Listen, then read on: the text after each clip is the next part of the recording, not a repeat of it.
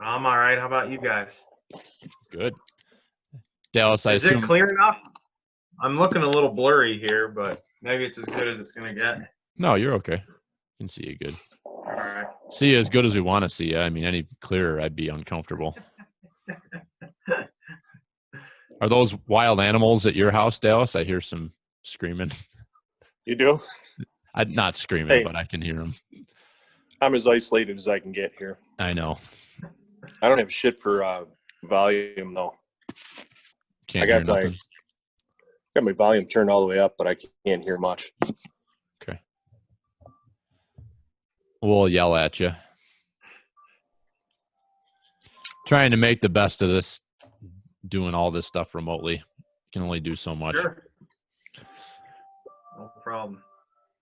All right. So I guess we'll just get rolling with the conversation. So, Steve, thank you for jumping on. So this week we are going to have a big woods mountain buck conversation.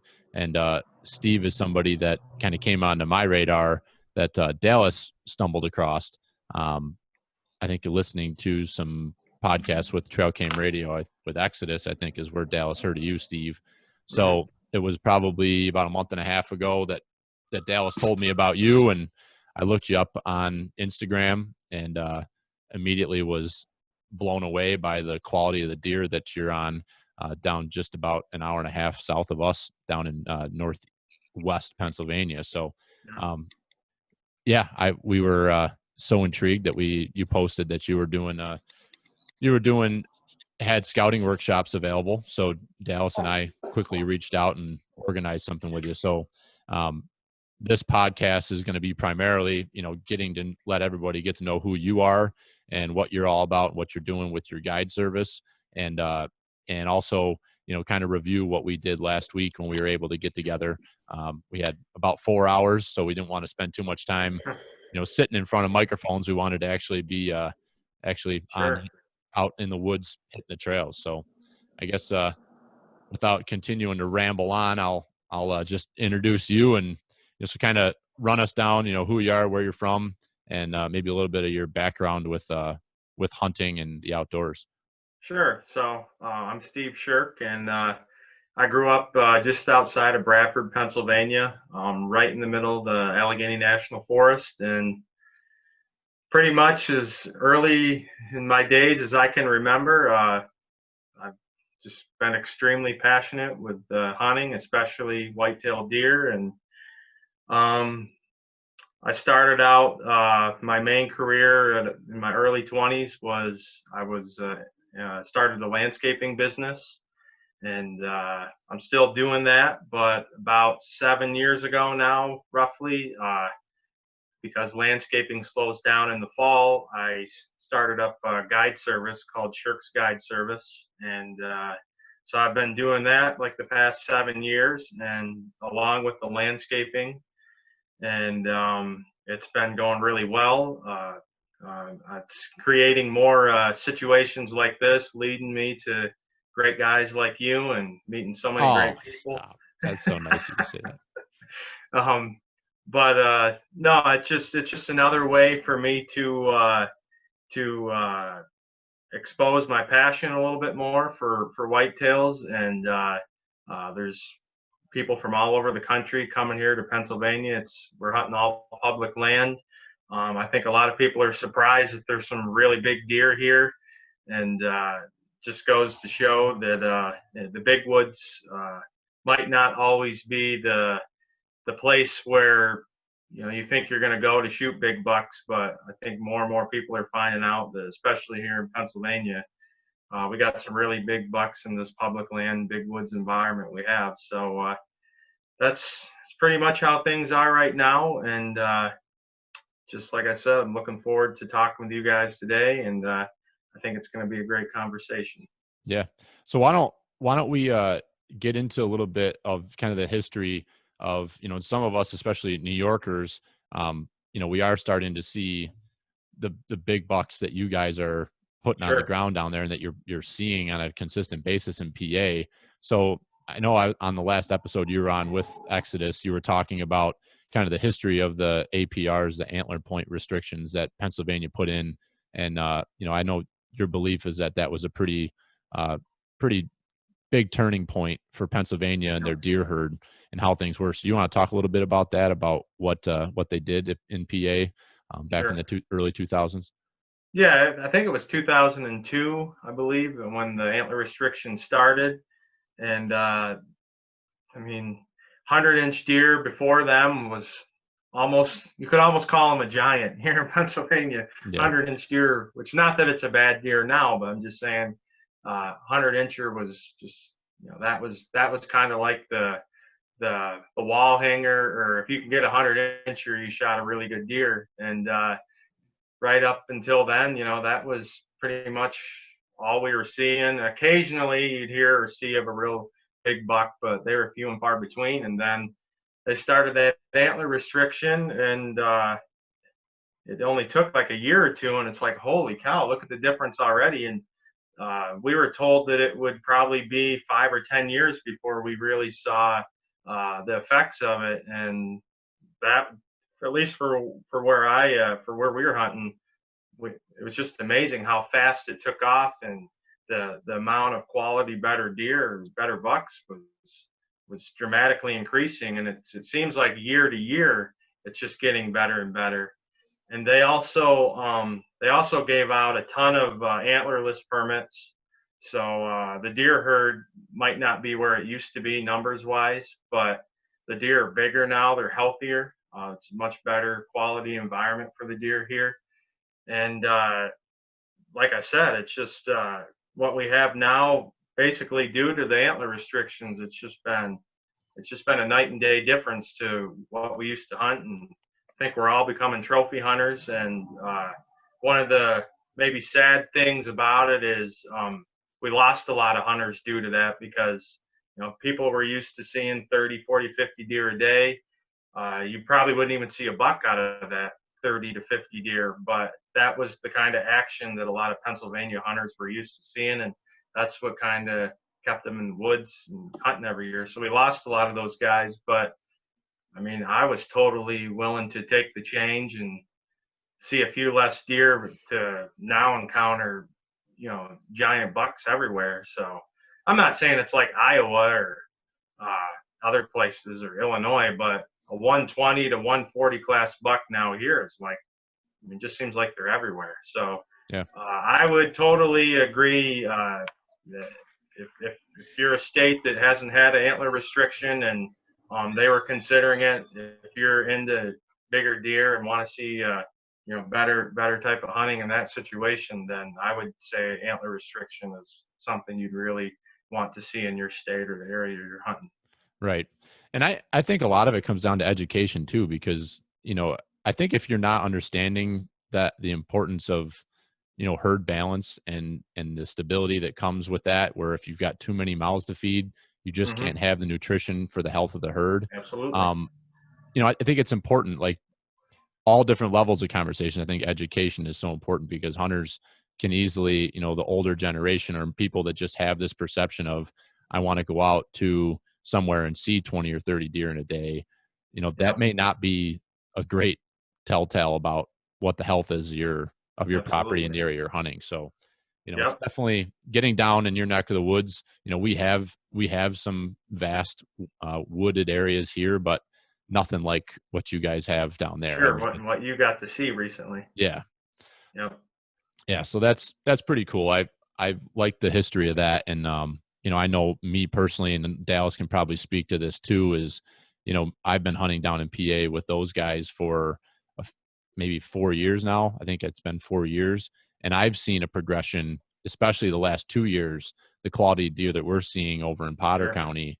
It's almost like, wow, like there's some big bucks here in the sign. There's bigger sign there than we're seeing back Yep. home here. So It's a different yeah, world, I bet. it is. A lot of it has to do with with the clear cuts, and a lot of things revolve around that. And that's something we'll get into here in talking about. But, on that, Dallas, you got any, thoughts or things that you've seen because you've been hunting down there for almost 20 years, right? Yeah. The first time we went to Potter County, I think it was 2000 or '01, and it was still the old Orange Army days there, where actually, we didn't see a lot of deer in that area, but see some spots for sure. But the key, like you said, is it's actually the herd health. I mean, the deer were unhealthy.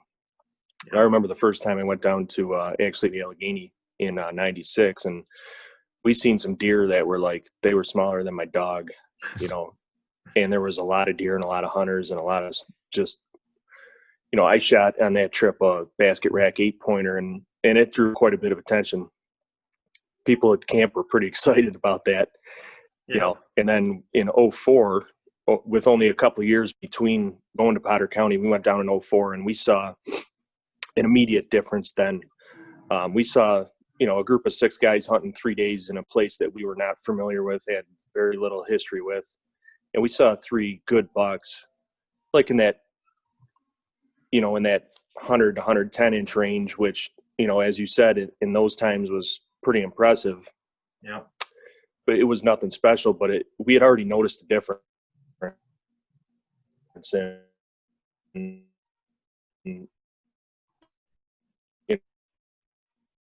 It's gotten better in 6 or 8 years when, I've seen some pretty impressive stuff.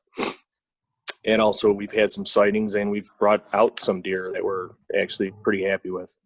So, I mean, it definitely, I know, as you said, there was a trade-off as far as what a lot of people thought about it, but I think you could really justify it, honestly, by the health of the deer. I mean, I know that part of what happened before was just the browse was just, because that's what they're living on in a lot of cases, just browse. Yep.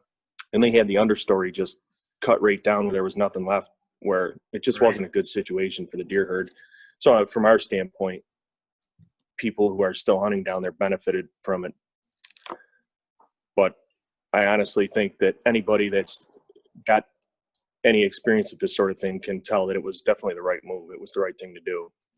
I think we're into it so far now that I can't see anything really changing. One thing I'd like to add to that also is I know a lot of people years ago, like they'd enjoy seeing deer in their yards and they'd be getting in their gardens, and maybe that wasn't a good thing, but people just used to see a lot more deer in their yards, and now they say, well, there's no deer anymore because I don't see them in my yards. Well, that's not the case. The deer are in the woods because now there's food in the woods, and deer aren't just scrounging around everyone's property to find any morsel of food because they were competing with so many other deer, and we've given the woods a chance to make a better habitat for them. So I think that you hit on a really they're not good starving anymore. Absolutely. So if you're someone that it's driving around the roads or looking in people's yards and those kind of places and using that as a tool to determine if we still have deer, or it's just not that way anymore. The deer are in the woods because that's where they truly want to be. Right. That's a really interesting point. I've never heard. It's a great point. Yep. So so I think what I kind of want to do with this, like Dallas and I were talking, and we spent 4 hours together, and I don't think there was more than 30 seconds without words going back and forth. Like we were all out of breath by the time we were done hanging out. So I don't want to try to eat the whole elephant today. There's a lot of stuff that we talked about and a lot of things that I want to talk to you about that is really like hunting season, like go at 'em tactics related, that I don't really want to try to delve too far into today. I think I want to kind of have like a seasonal discussion really based around what we were out trying to learn with you last week. And then we'll get together again, maybe in August or sometime early September, just to get everybody's minds rocking and rolling from what they saw this summer to get ready for deer season. So, so I'll kind of just want to have an open dialogue. And Dallas, I'll let you talk quite a bit here too. So last week we come down there, you put out on Instagram that you were, open and you were doing workshops, private parties, if anybody wanted to come down. So, I'm like, what the hell? I've never done anything like this before. I'd love to see the woods in someone else's eyes. In the area that you're at, it can relate to some of the stuff we have here in New York and some of the stuff that we hunt in PA. So we were very excited to come down and come with you on this experience that neither one of us have ever had, going with a guide or an outfitter to show us or even take us out. Everything we've ever done has been on our own. So we just know what we know. So I guess kind of talk a little bit about what your approach is with these workshops, and then we'll kind of, just go from there with the conversation. Well, my approach is like, I kind of, I'm showing people what I look for. You guys got to see some of my setups. And I like to ask specific questions. Everyone has their own theories or things they're trying to learn, and I try to get specific into everyone's mind. And I think I kept asking you guys, is there anything specific, or that if it's so much easier when you have people out there in the woods to show them something than explain it when you can actually point it out. So, like I said, I just show people, the habitat to look for. I showed you guys buck bedding and, big woods buck bedding. And where we put our cameras, where we put our stands, and that's pretty much it. But a lot of it too is just the amount of talking you do the whole time.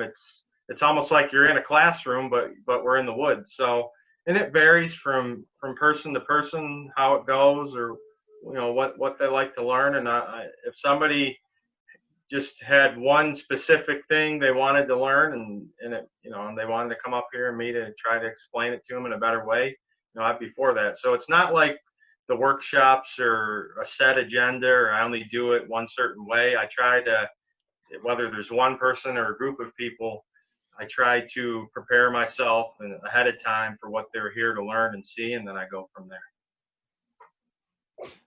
Yeah, it was cool with you asking us ahead of time, what do you want out of this? And Yep. so that's what you gave us. And at one point you're like, so am I showing you enough? Do you feel like you're getting your money's worth? And I'm like, maybe like only $70 worth right now. You're Hey, going to you do a were little pushing more. me.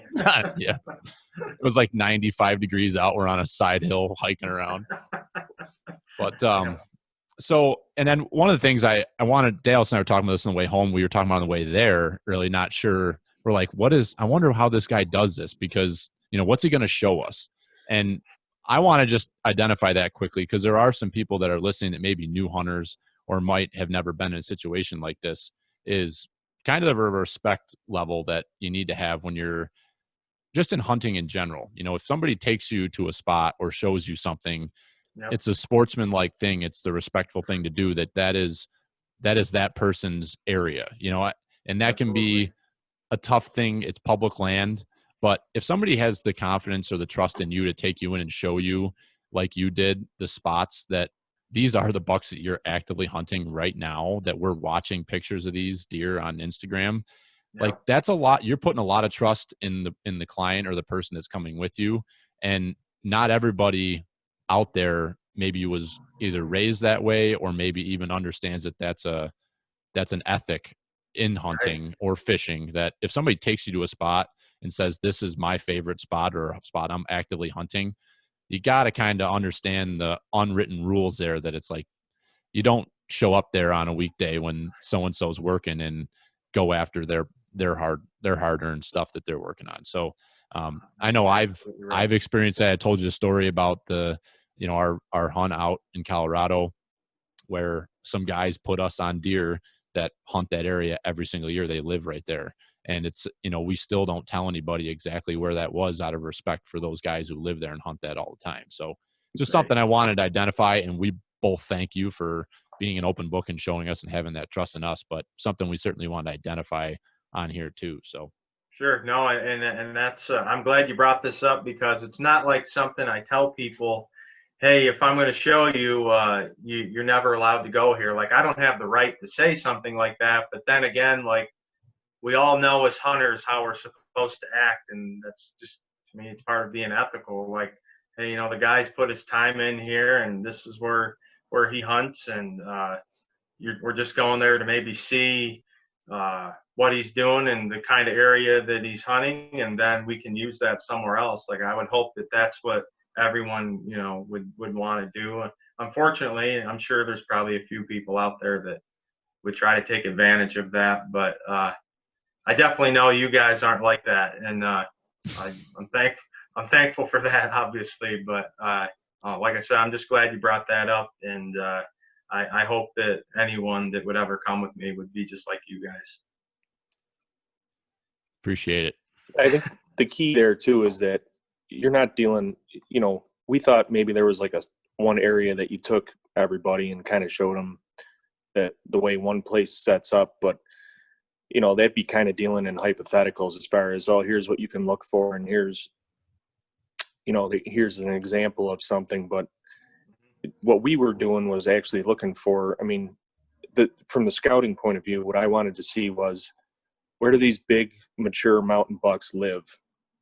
Show me an example of how they bed, how they act, where they feed. And you were able to take us right to spots where there's definitely giant, mature, big woods bucks living. You know where their bed is, you know where their trails, their scrapes are, you know where they're feeding.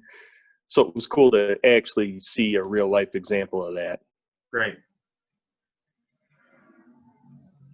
So let's get into that. Was the number one thing that we wanted to see. And you talk a lot about, buck bedding has become a very hot topic, and everybody is talking about, hunting buck beds or getting in on them close.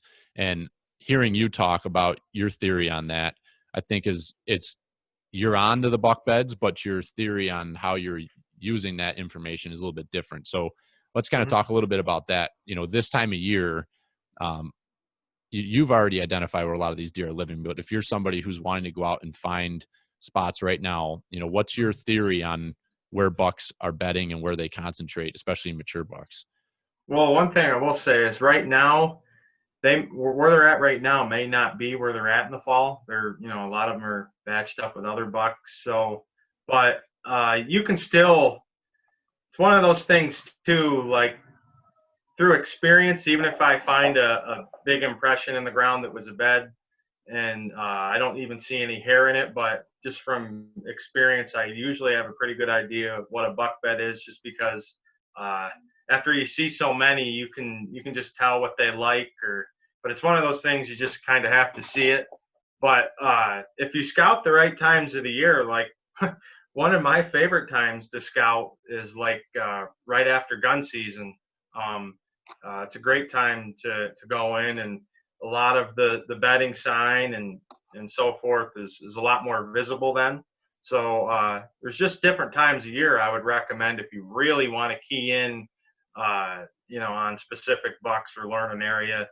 I wouldn't say summertime would be the best time to do that, but if you got the time, like, more what they call postseason, that's when I really start focusing in on trying to get to know a particular deer, and like I said, it's just a lot more evident and easier to pick up on. But for me, because I've done it so much now, like I still have a pretty decent idea, even if I was to go out there now and see some of those things. But for a beginner, I think this time of year wouldn't be right. But like I said, I think what's the most important key for me about bedding is that's where I know he's at in the daytime. You see a lot of sign in certain areas, and obviously a lot of buck signs made at night. But when you can locate beds, like that's like one of the biggest keys, because there's where he's at in the day. Now it's just a matter of finding out the right way to set up. And I think I told you guys in the mountains, and you probably noticed, I don't normally like to set up real close due to wind shifts. But as far as me, I wouldn't call myself the guy that sets right up on beds, or maybe the bedroom hunter, but I still consider myself, like hunting the fringes of those areas. Mm-hmm. What I took from you, and I've heard you say it before, is, and what was consistent with where all you found all these buck beds we went to, is you look a lot at elevation, you look a lot at cover, and you look a lot at food. So kind of explain that, because each one of those spots we went to, there were actively deer bedding in those spots, whether it is one of the bucks, you don't know at this point. Maybe in a few months you will, or a month or so, once the horns really get developed. But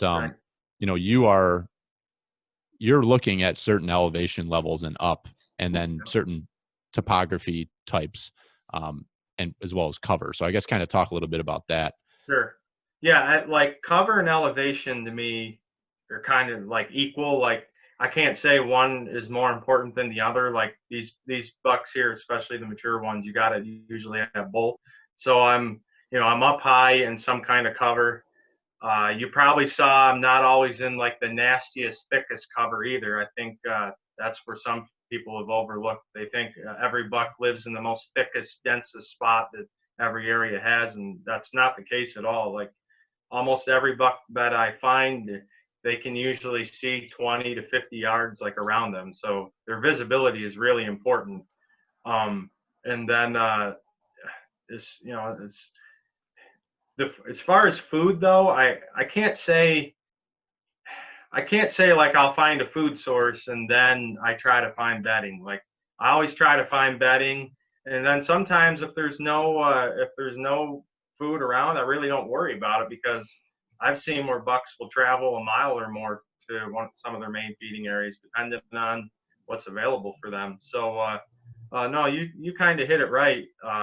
I'm in higher elevations and always in cover, and then when I really want to like find buck beds, I'm always near elevation drops. And I know a lot of people think they bed in those spots because it's based on thermals, which I do think that's somewhat the case. But where there's drops in elevation, they can also they can get away a lot faster.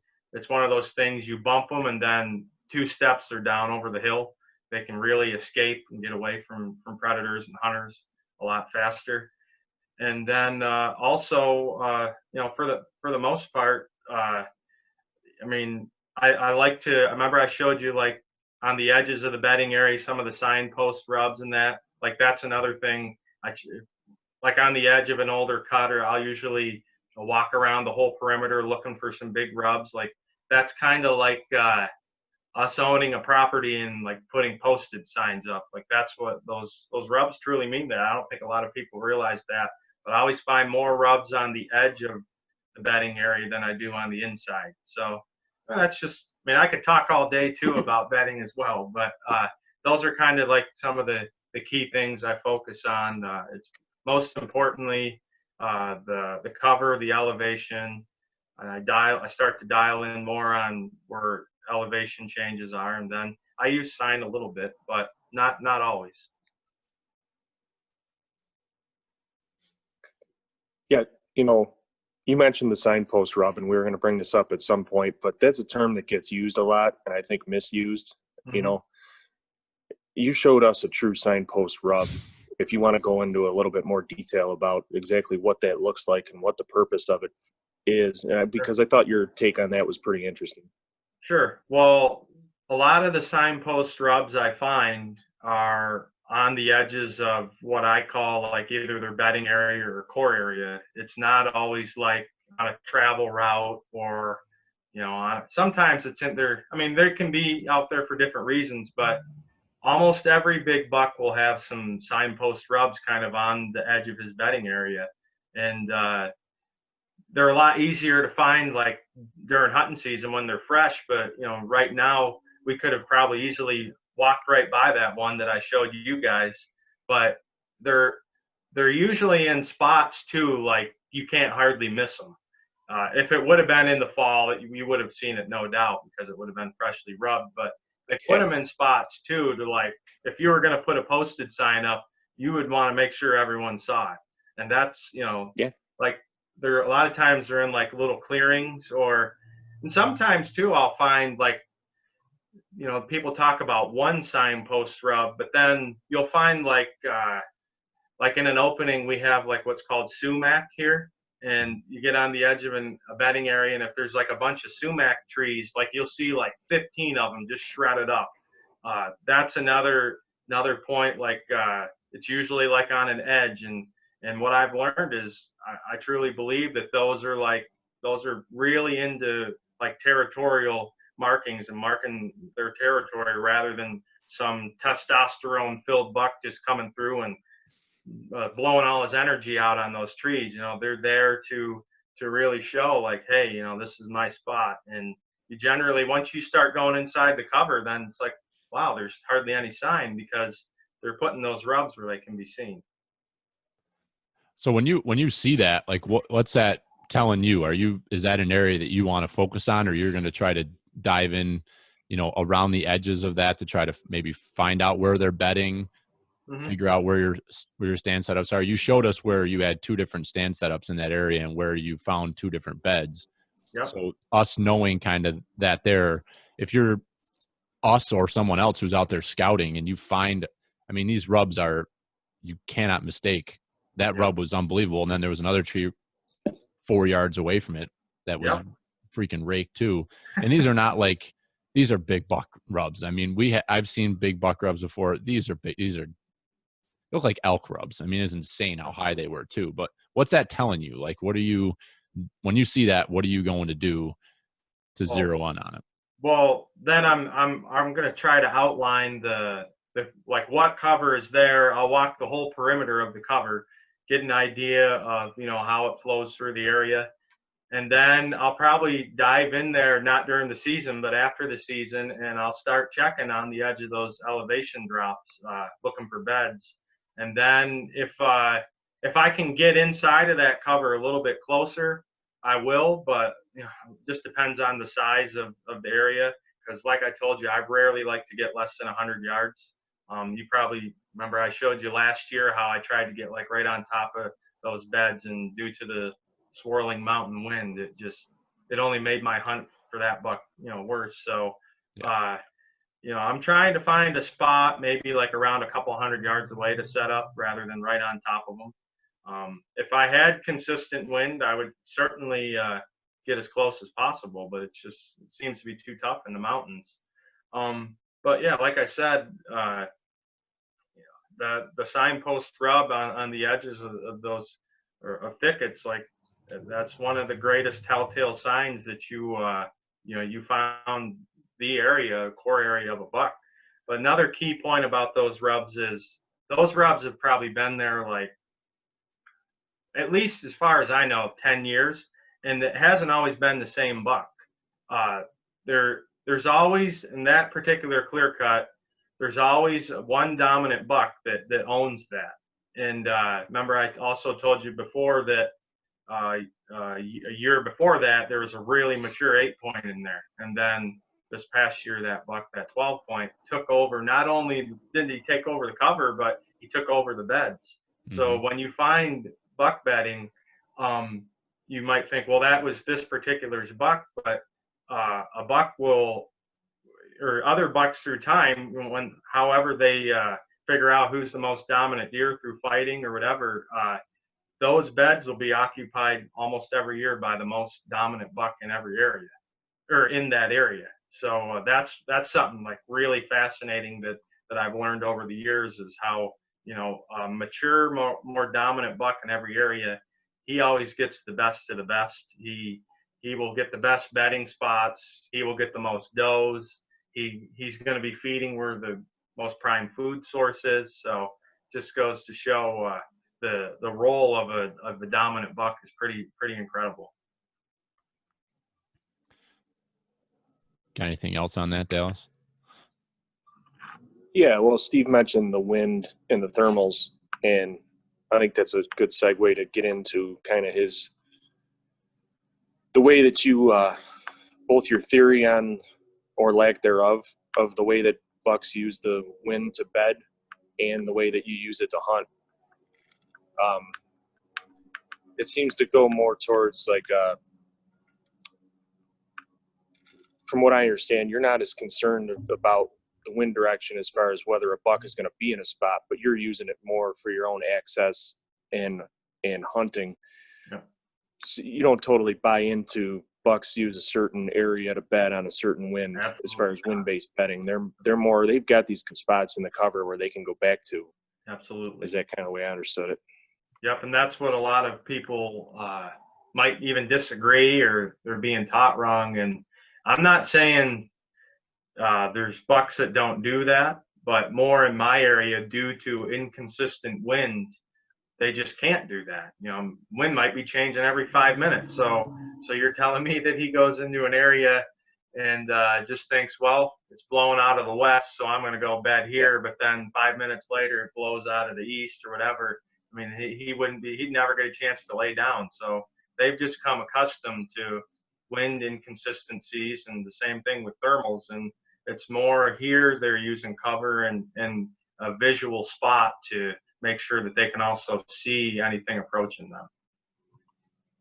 Yeah. And just thinking back to those beds that we saw with you, almost all except for that first spot you took us to, that buck had that series of beds along that kind of, there was a big flat that had been clear cut maybe 15 years ago, 20 years ago. So there was decent sized trees in there, but pretty thick stem count, a lot of trees.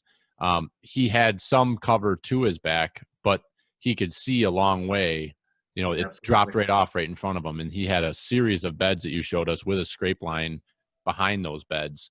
And then, you pointed out that typically there's does bedded behind him on that flat ridge. So it was interesting seeing the other beds, that was kind of out of the ordinary. The other beds all had super thick cover to the back, but had visibility to the front.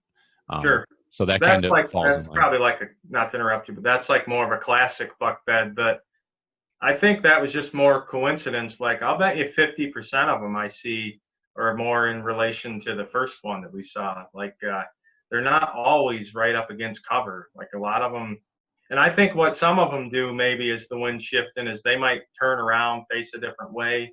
But how they can see in their bed is just as important, if not the most important thing. And one thing too I should bring up is, remember I told you guys that you can be confused because when a buck leaves an area due to different conditions, whether it's the rut or there's better maybe winter food sources or almost anything, but bucks will shift out of areas through different parts of the year. But does will also use those beds and those bedding areas when the bucks really aren't there.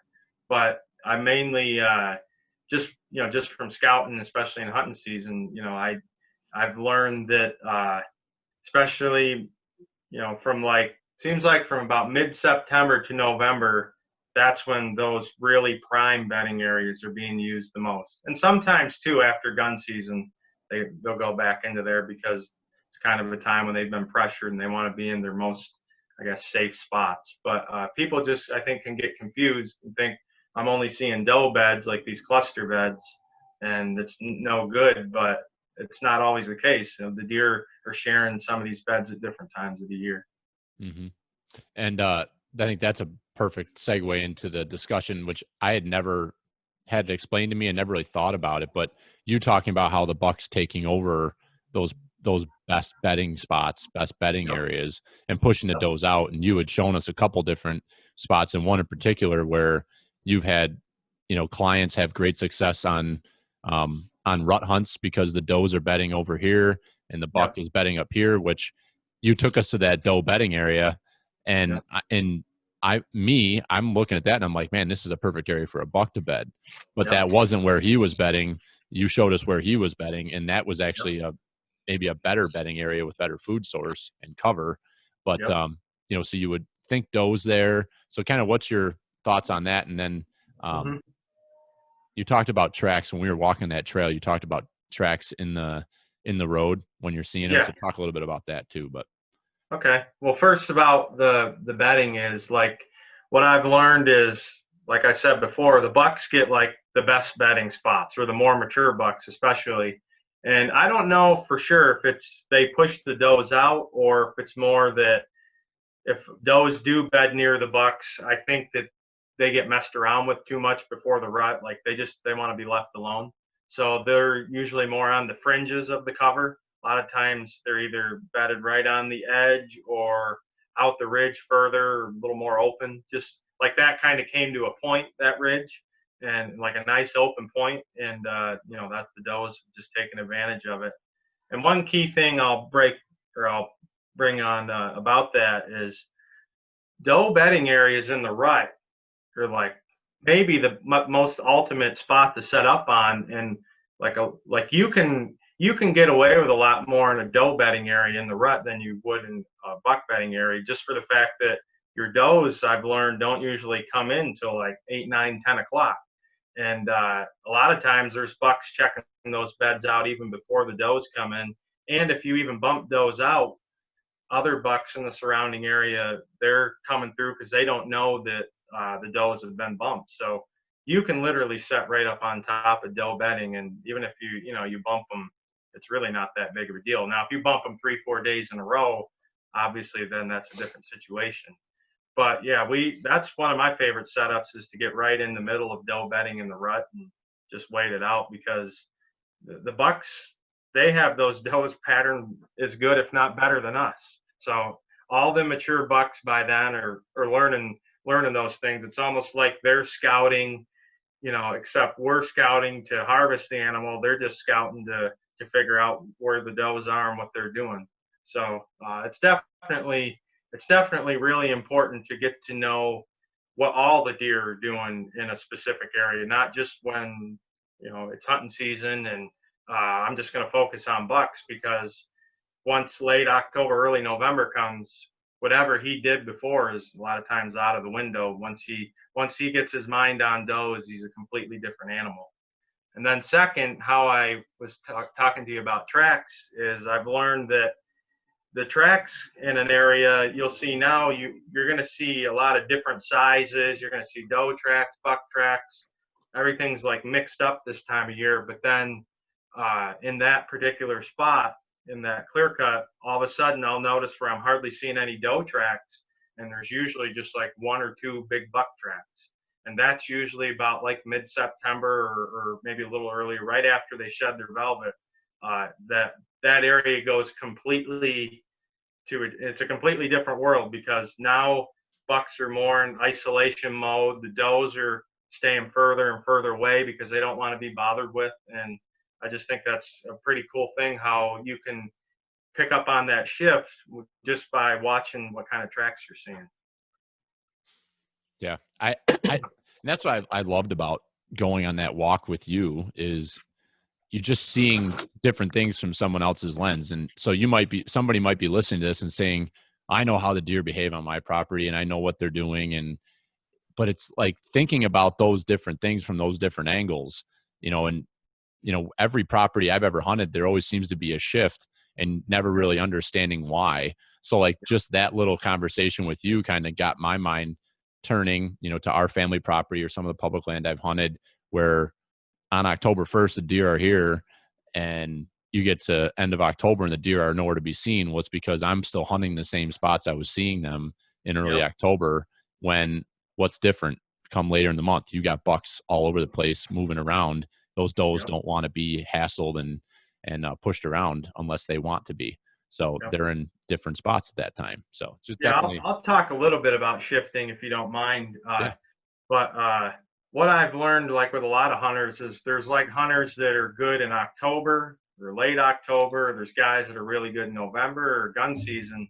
And what I think it relates to is the areas they hunt are good just for that particular shift. And they don't pick up on that maybe the deer aren't there or they're doing different things.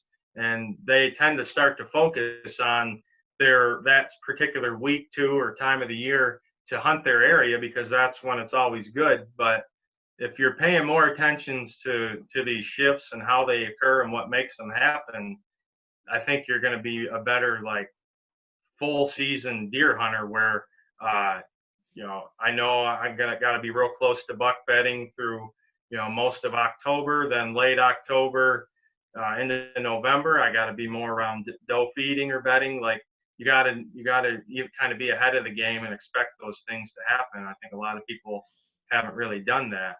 And I'd say honestly, about every 2 or 3 months, even throughout different times of the year, there's always shifting going on. There's food sources changing, cover changing, hunting pressure. There's so many different things that can cause deer to shift, and they don't think twice. When it's time to move, they're going to move. Yeah. Go ahead, Dallas. You're going to say something. Yeah. Well, as far as like it goes back right to the beginning with the scouting, but also the shift and everything. Where we grew up hunting in farm country, if you see that deer shift, I mean, you can make some assumptions on food and cover just by looking. I mean, you can drive down the road at night and see a deer eating in a soybean field in August, July and August. They're just pounding soybeans like their life depends on it. But October 1st comes and they start to turn and they're not there anymore. Yep. So these things are more, you could see them more easily out in the open, and even in places that are loaded with acorns or other hard mast or say apples. That these things are seasonal, and with a little bit of experience, when the deer are going to be in those type of areas. Yeah.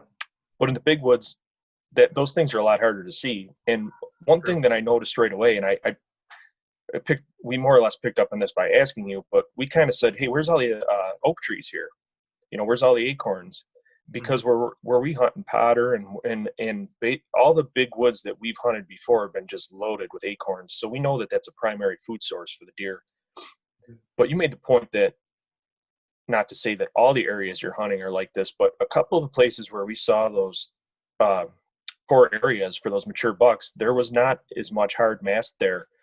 And for me, if I come in on my own trying to scout and I start looking around and I don't see any oak trees, I got to tell you, in the past, I'd say, well, I see a few buck rubs here, and obviously there's good cover and there's good browse, but that's everywhere in the Allegheny National Forest. Yep. But I would actually, unless I seen something significant, like maybe if I had found that signpost rub, I might have crossed that area right off my list, just because I might just say, like, look, there's no obvious food sources here. Mm-hmm.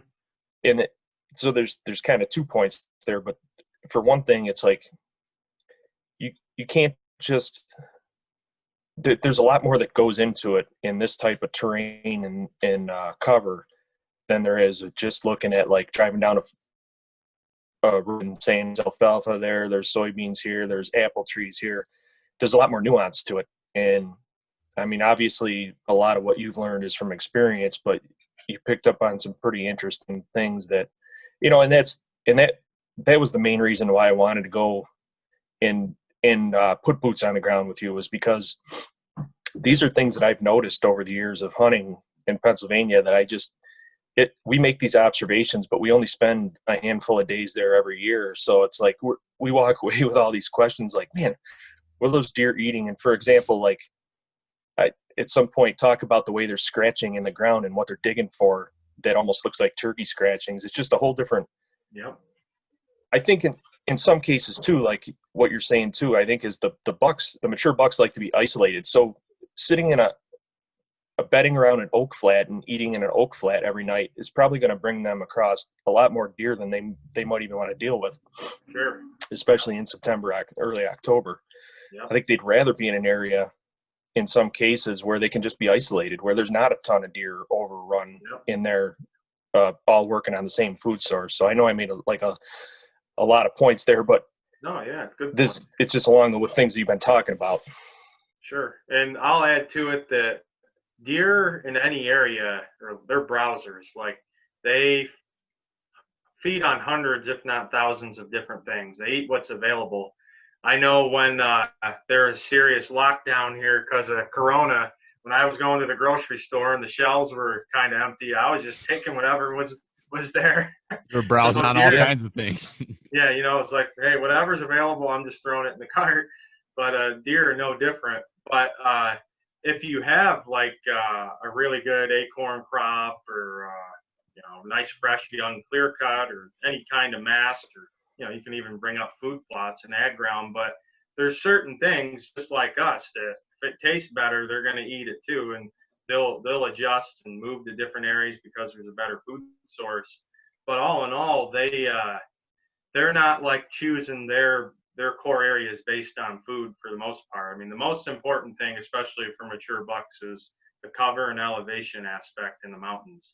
And like I said before, they'll go a mile to feed if they have to. They're more important. It's more important to them to live and see tomorrow and find that area that's going to make that happen than to fill their belly up that night. They'll figure out a way to do that. So.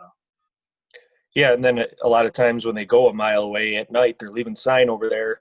Yep. And you're getting pictures of them too, and you're like, to me, again, if I'm getting nighttime, even though they're in the middle of the night, that tells me that I'm not right on top of a deer's core area, but I'm thinking Yep. he's probably living right around here somewhere because, why would he be here feeding in the middle of the night? But Yep. what you're saying is they don't really care. Those two don't necessarily correlate. No, I mean, obviously it would be nice, I'm sure, that for any buck, they probably don't want to have to go a mile, but if they got to do it, they're going to do it. It's if they're seeing a lot of pressure, or there's a lot of activity of humans or predators around their feeding area in the daytime, that's probably going to push them back, to bed much further away. So no, I never, like I said before, I'm not out there like, oh, there's feed in here, this is where I'm going to hunt. Like anymore, it's like, all right, I got to find the cover, elevation, and look for sign, things like that. Like that's when I'm getting more glued on that stuff because it's more consistent with daylight activity. Yeah, I like And that then point because I'm very guilty, and I have been guilty of just hunting the sign. I see the fresh rubs, the rub lines. You go in these open flats that are just covered in acorns, and they look beautiful. You can see 150, 200 yards, and you're like, oh man, this is a rut fest in here. And it's like, no, there was a freaking herd of bucks that came through here in the middle of the night and tore this Yep. place up, but they could be a mile away. Absolutely. So that's like, it's just little things like that you can pick up and learn. That's going to help me be more successful. And maybe like if, and to the point of like trying to help people that are trying to get out and scout for this upcoming season is, look for some of those areas that have more cover and maybe are at a little bit higher of elevation, because you're going to be better off getting in there and hunting closer to some of those bedding areas than in those areas that are wide open and they may have a lot of food, but they're not on their feet feeding all day long. They're staying closer to their bedding. Absolutely. So then you're using the next tool is the trail cameras to narrow down, verify actually what you're seeing. Oh, definitely. If you want to talk. Yep. No, I'll bring that up. Like, I mean, I probably talk like I'm a mainly boots on the ground type of scouter, but I learn more off my cameras than anything. And I've learned that I don't think there's a number or a saying where you can have too many of them. Like, even if you only owned like 20 acres and you had 50 cameras on it, you would probably be amazed how much you learned about your area just through those cameras.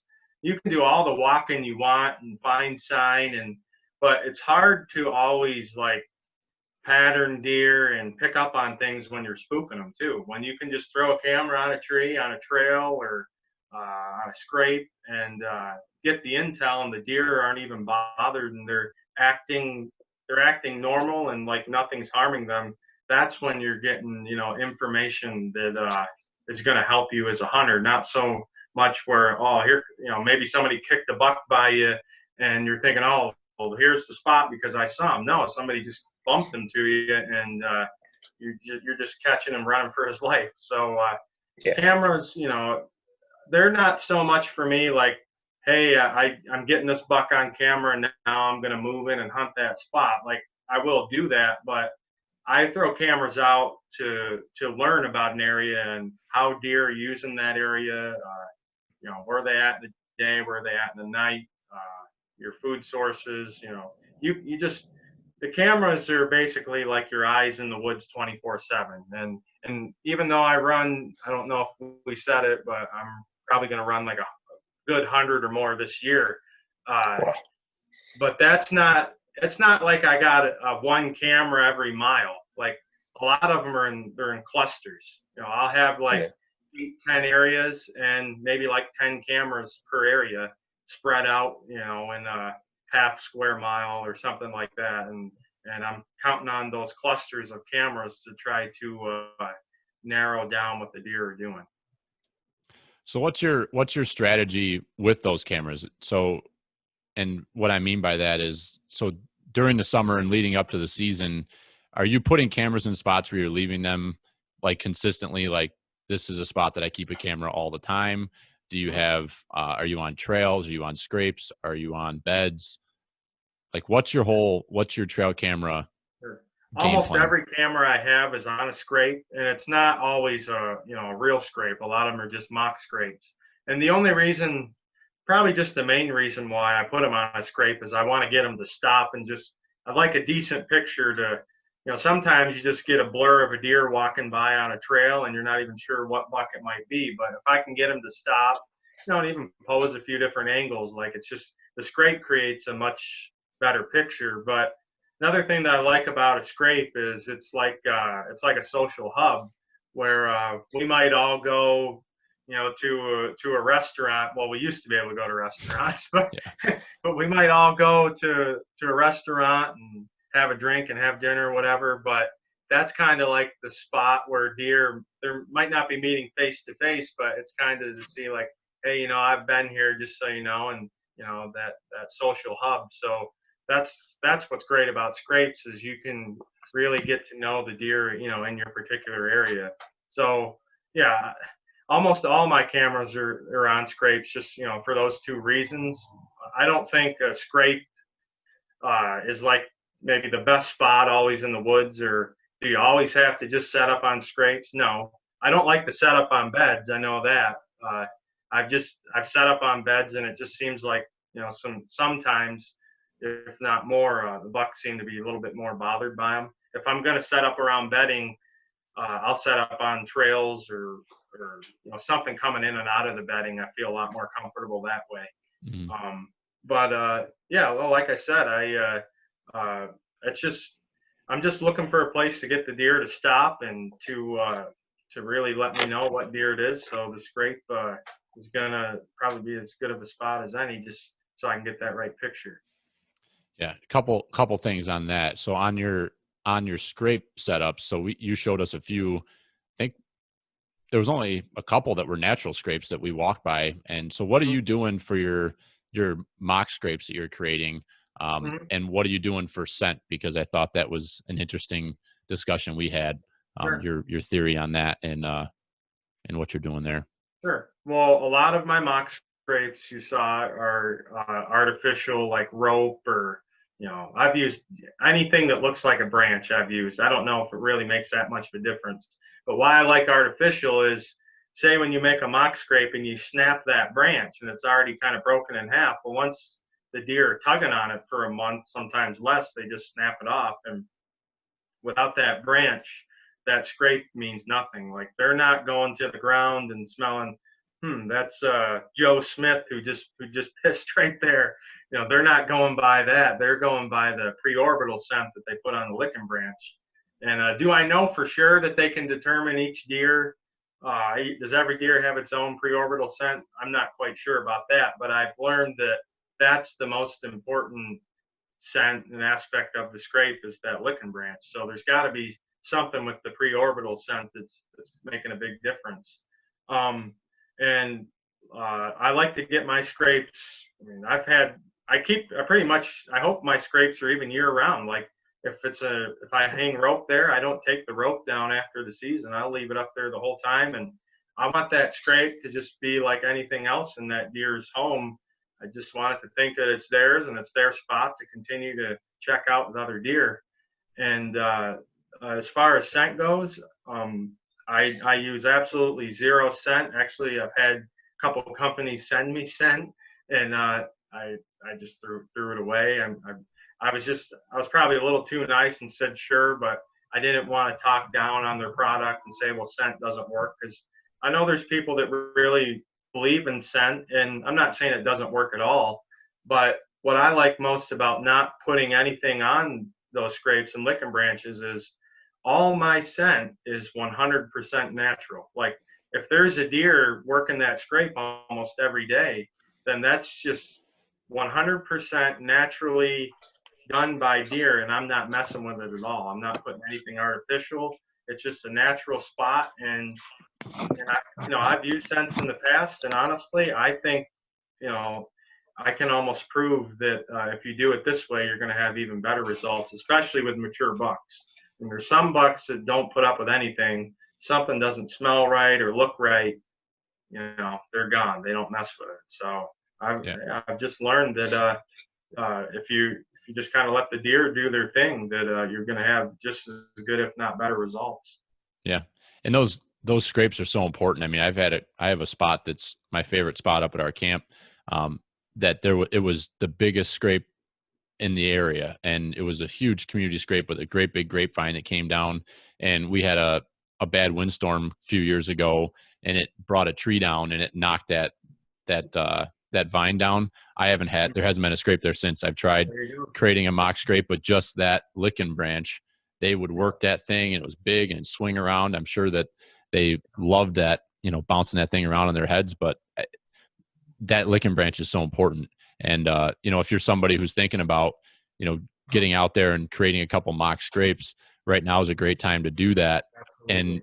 And, I had asked your opinion on that, and really, between now and sounded like the end of July, beginning of August, and then you don't want to be out there messing around with that stuff once you get into, August and towards September. You just don't want to be in there leaving your scent and doing those sort of things. So, do that stuff in the next couple months if you're going to.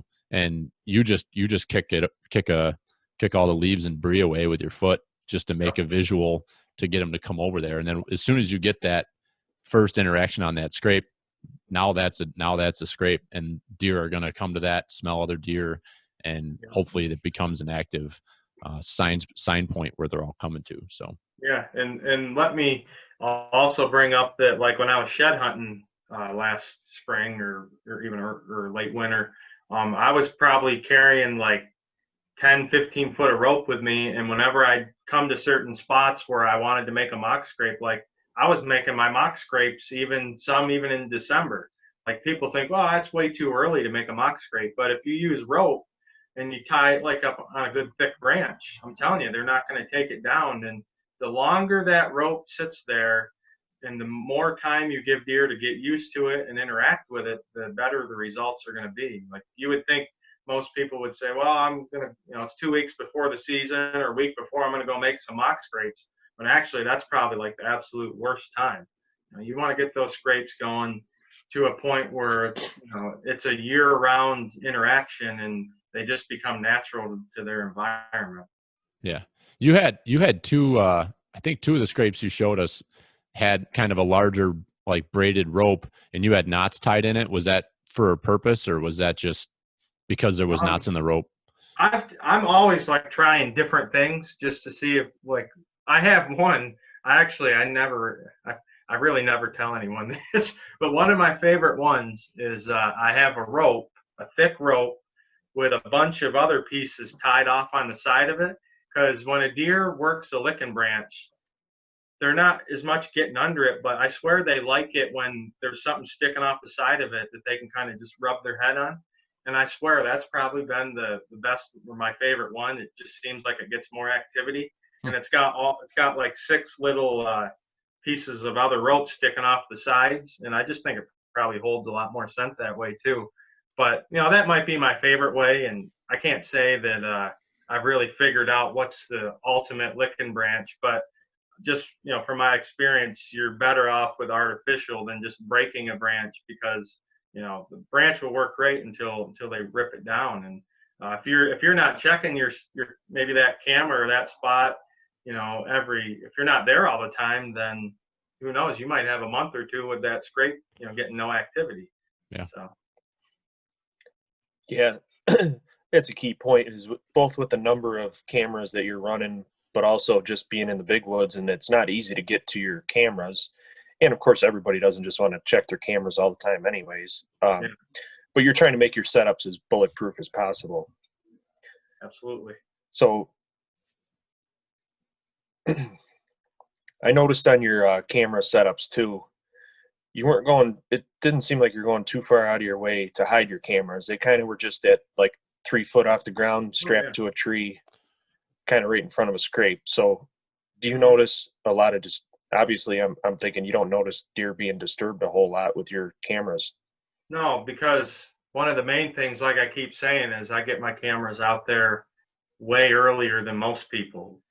And it really is. I think the first couple of checks aren't always as good sometimes, because there's probably some deer that are a little bit unsure what's going on. But if you get a camera out now, I don't even care if you stick it on top of a scrape and the deer is almost bumping up against it. After a while, most deer will just get used to it. It's that first experience or two or three, they're like, why is that there? What's that? But after a while, you give them time, just like how, they say with your tree stands or anything, they just start to get used to it. So, no, I'm not just throwing them out there this time of year and earlier to see what's there.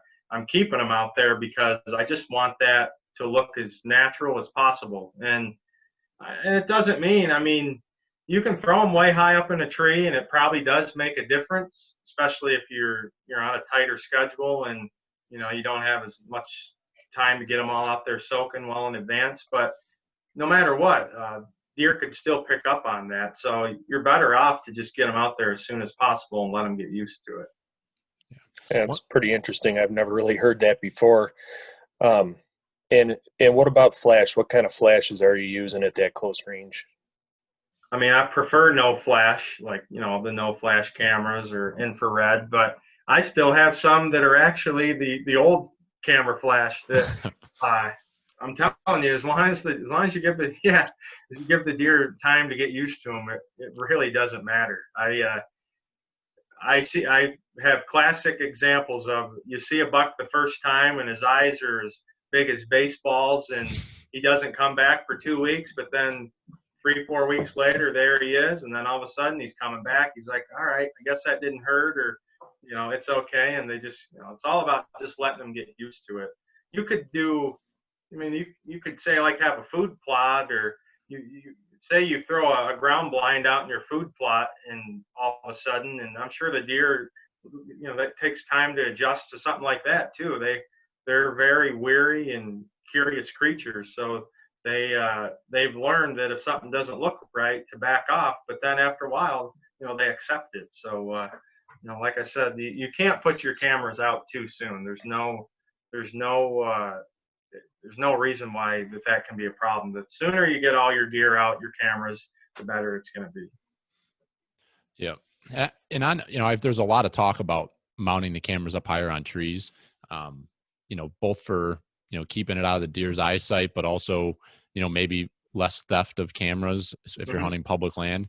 But I think one of the downfalls, and I've seen it personally, is if you don't have that thing angled just right down wherever the deer are coming from, if you think about that, if it's down at ground level, if you're 3-4 feet off the ground, your sensor is reaching directly out for a distance, like, most likely.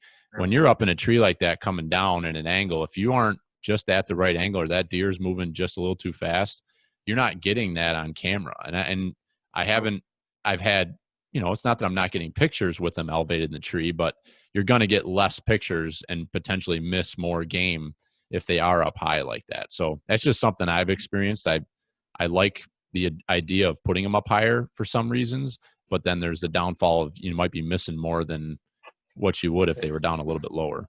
Well, I can tell you, I found some of my biggest bucks that I know I wouldn't have been able to find on an elevated camera. Like, I'll get a picture of a deer kind of like maybe right up working the scrape, but then I look in the background like 15 yards or back further and I'll see a giant buck. You're not going to get that if you're facing the ground. So especially when there's groups of deer, and even this time of year, if you're just trying to get inventory, you're really probably hurting yourself more by just focusing on one tiny spot when you're missing all that background. So there's definitely disadvantages of putting them up high. Yeah, it's a great point. And I guess the last thing I want to hit on with trail cameras was back to that you're not putting them right on top of beds, but you are putting cameras. A lot of times, if you identify where a buck is bedding, you're putting multiple cameras, hitting each one of those entrance and exit points from the bedding area. That got my mind turning on a few different spots that I hunt, just thinking about that and taking that inventory. So if you set spots like that up, I think that big 12-pointer that you're after, that bed you showed us is one of those where you're doing that. How often are you going in there to check that camera? Or that series of cameras around there? Are you trying to stay out, or are you using cell cams, or what are you doing in situations like that? Well, just for the expense reason, like most bucks that I'm doing that, I can't afford to, run 10 cameras, sell cameras that are 2, 3, 400 bucks a piece. Or so most of the time I just can't do that. So what I'll usually do is I'll have like 3 or 4 cameras on entry and exit routes around the beds, but then I'll have another perimeter of cameras, maybe 200-300 yards back more, and I might check those like once a week, different, especially more in the hunting season if I'm trying to dial in on a pattern. So I'll check the ones back more often. But then if one camera showing me something where I feel that, all right, now is the time that I need to check that one close to his bed because it seems like he's coming from that direction, then I'll check those ones more often. But the ones right on top of beds, probably around every 2 weeks. Okay. And when I say on top, I'm still like 80 to 100 yards away. So it's not like I'm really that close. But yeah, I mainly, it's almost like picturing like a baseball defense setup. Like you got like your third base, shortstop, second base, first base. Like I might have a cluster of cameras there, but then I'm checking the ones like in the outfield more often. And then if I see something from one direction or the other, then I'll go in and check the closer ones. That's a great image. You're good with that stuff, because that's a perfect analogy. It really is. You're trying to kind of broadcast it out and get that wide net, and then once you get a hit over here, then you're going to bring it in. So like not to interrupt you, but last year on that 12 point, I think I had 9 cameras kind of in somewhat of that kind of pattern. And I'm not saying it has to look just like a baseball setup. Yeah, where do you put the pitcher? Yeah. Talk about the shift, Steve. The pull hitter. What's the situation? But anyways, I guess last year then you'd say right field for that 12 point was that, and first base was like his hot spot. And that's how I eventually, moved in on him. Center field and left field and all that, there was nothing. It just completely died off. And even though left field and third base was like 200 to 300 yards from his bed, literally he was not, like 90% of the activity was just in one small area. And like that's when those cluster cameras really start to teach you something. Is you might think, well, this buck's gone, he's not around, and no, that's not the case at all. It's just he's, especially when they go into that phase, like early October, when they're really not moving much, they're just kind of hanging tight. That's when that setup really pays off, because you can just have 1 or 2 cameras in a spot, and like I said, it looks like he's not there at all. But then if you start running 9, 10 of them in like a 500-yard square area, you'll be amazed at the difference of what you get if they're spread out right. It's great. It's good stuff to think about, and definitely thought-provoking on our end. I know we have 4 more Cuddy Link cameras that should be showing up today. So we're gonna, on our 100 acres or whatever it is of woods that we've got on the farm that Dallas and I are hunting together with the family. I mean, we're gonna hopefully be able to cover that area pretty good on a couple of the bucks that we're targeting. So yeah, and then like the nice thing about the cutty backs is you don't need cell signal. You might have it anyway, but you can still, if you have, if one doesn't have a good cell signal, it's linking them all together anyways, and you only really have to check one camera in some situations. So I think you guys are definitely onto something. Yeah, we're fired up about it. You got anything else that we didn't hit on the scouting side of things, or trail cameras or anything like that, Dallas? No, I just I think you and I, Billy, we're trying to shift our focus more towards buck bedding, and then trying to work back. Not to say we're going to be hunting on top of the beds or anything, but we're just trying to work back to, I think, work backwards from the bed out and try to get an idea of what a buck's doing there. And I think that's, from what I gather, I think that's kind of your strategy too, Steve. Start by finding those beds and then figure out what he's doing from there.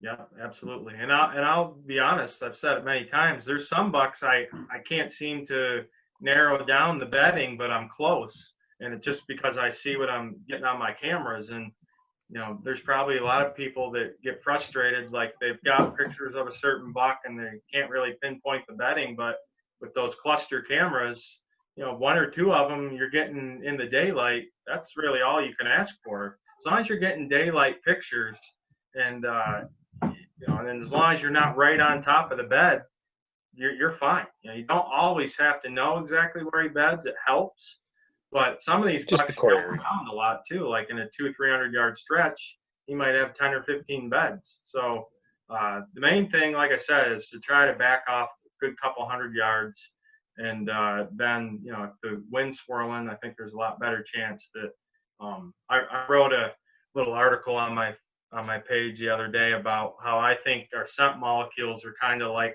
shooting a shotgun. Like up close, I think you got a tighter, stronger pattern, but I think you get 200-300 yards away, and I think your scent is scattering, and it's probably not as maybe as potent then either. So it's just about finding that right in between of I'm hunting around bedding. I'm not hunting too far, but I'm not hunting too close. You just got to learn to find those kind of spots. Yep. Is there anything else you guys got? Well, something else Steve just mentioned there was his post. I follow your Facebook page, but I do like what you do on social media as far as you kind of have I don't know what you would call it, like a long form post where you might pick a topic that struck you for whatever reason.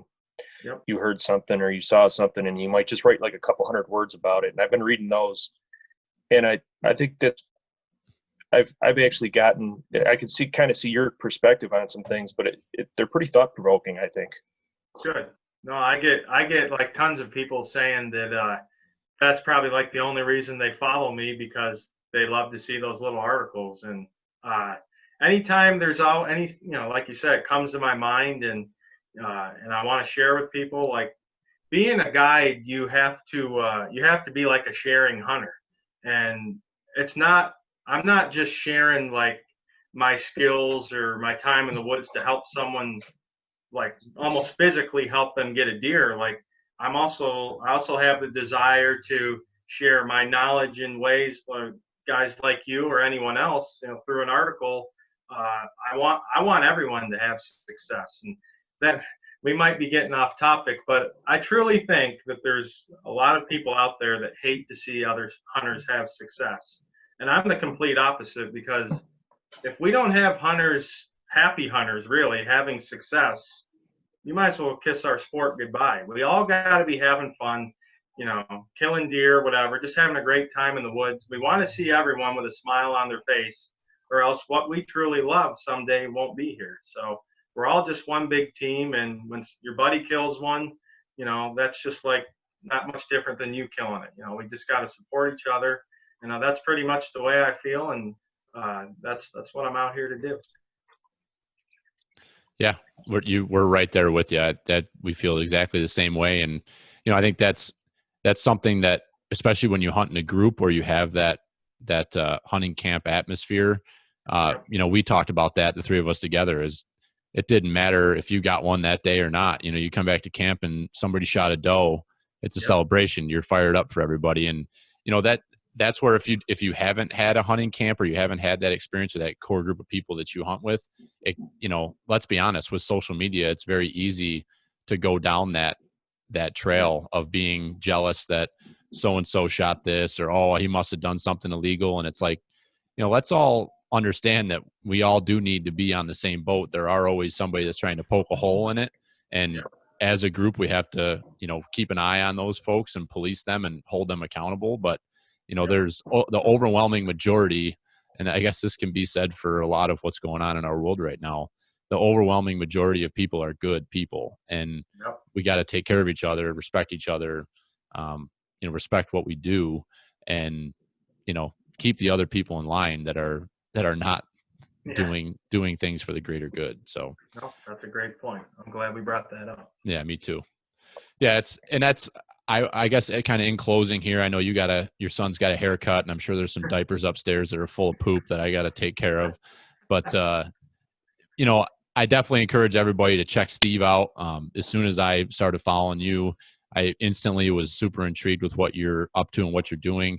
And not only are you're on to great deer, but you're sharing a lot of knowledge. You're very inviting. You're very relatable, and that's something that I think a lot of us yearn for, is somebody that is close to home, has a lot of knowledge. You spend a ton of time in the woods. You are very open to share. And obviously we know now how much you are willing to share and to educate. So, we appreciate what you're doing. Keep up the good work. I hope we can help get some people to tune into you and maybe even look to you for some guiding here, whether it be scouting trips like we did, or even something coming up in the fall. So I guess give you the opportunity real quick to kind of, plug that. And, do you have openings this fall? Do you have, how does that work with you? I don't really know. We talked too much about that when we were together. No, and I will bring this up. I do have some openings. I'm probably 70% full right now. I have some good openings though, like second, third week in November for archery. Gun season's just about wrapped up. But what I do want to bring up to anyone that's listening is I'm not going to go down the political route of what's right or wrong here, but I don't know if we're going to be able to do meals and lodging for everyone, or I'm not sure what the future holds this year, but I'm definitely going to be guiding people whether they got to stay in cabins or hotels or whatever. I mean, there's no doubt I'm not going to let that stop. So we're going to be taking people this year. Still going to try to fill up these spots, and if you're interested in still booking a hunt with us, you can find me on social media at Sherks Guide Service, or you can get on my website, sherksguideservice.com. And like I said, for archery, we still have a good amount of openings second and third week in November, which traditionally really good weeks. So I encourage everyone, despite all that we're going through, and I don't say this is a business point, but let's not put hunting aside and the things that we love. Let's all still go out there and make this 2020 hunting season the best one we ever had, and then from there on, let's just keep it going. So I'm all fired up, man. You make me. I got weapons behind me. I'm ready to go out and start shooting right now. Yeah, that's awesome. So thank you, Steve, and we'll stay in touch, I'm sure. And I think Dallas might be trying to link up with you come August when he comes down there to do some scouting again when he's down in the park, doing a little family vacation. And so we'll link back up again and get you on here when we get closer to season, and have you tell everybody how to shoot that big buck. Sounds great to me, guys. It was a pleasure having me. Yeah, thanks for your time. Thanks, Appreciate it. All right. See ya. See ya. Thanks, boys. Have a good day. I'm about to piss my pants over here. I gotta go to the bathroom. Something terrible. See ya. Thank you. We'll see ya. Bye-bye. Hey, Steve.